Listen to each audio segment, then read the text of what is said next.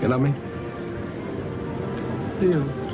That's the way to talk. They were pals. You're still the best friend I've got. Until she fell for a regular prince of a guy. Things can never be the same anymore. Never. Now, he'll do anything to get her back. Even make her a star. Go out there and murder him. Murder them? You realize you're talking to the courts? Claudette Colbert, Fred McMurray, and Ray Milland star in the romantic comedy The Gilded Lily.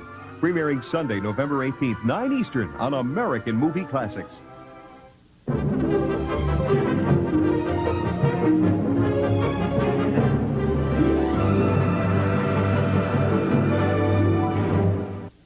An unhappy actor once remarked that Alfred Hitchcock herded his actors around like cattle, and most of Hollywood was aware of this when he began working on a picture that we're about to see called Mr. and Mrs. Smith. Now, this was Hitchcock's first, and it was his only screwball comedy, and his star, Carole Lombard, was determined that it should begin in the proper mood.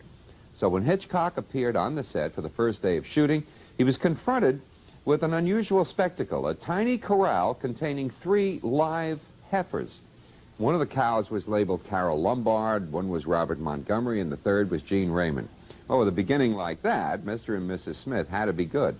Part of its success, I think, lay in the talents of Carole Lombard, who not only starred in this movie, but she was also the unofficial operative producer.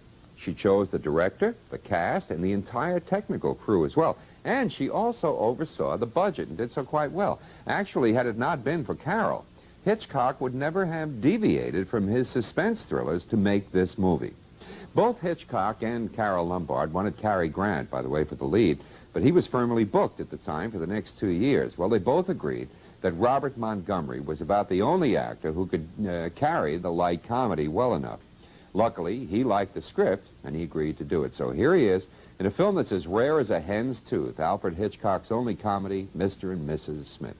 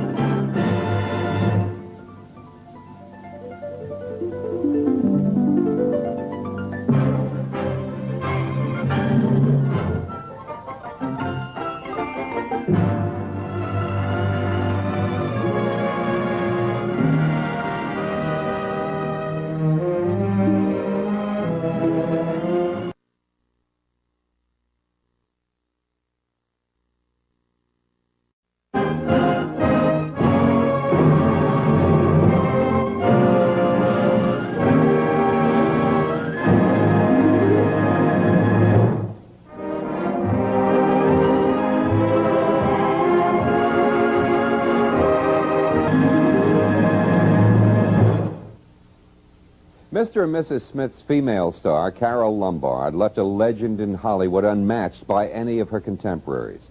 She epitomized the woman who had everything. She was beautiful, she was rich, intelligent.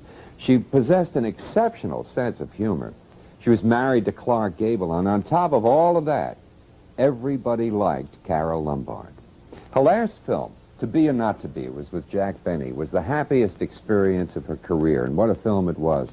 She said it was the one time when everything started out right and stayed right and ended right. Well, after its completion, she traveled east to head a bond drive in support of the war effort. It was a drive that Clark Gable had been asked to do, but he declined, recommending his wife as the better salesperson. While she was flying back to L.A., her plane crashed in the Nevada desert 15 miles from Las Vegas. There were no survivors. At the time of her death, Lombard was only 34 years old. We'll be back after this. Next on American Movie Classics, make way for Bud Abbott and Lou Costello as they have a close encounter of the supernatural kind in The Time of Their Lives. Next on AMC.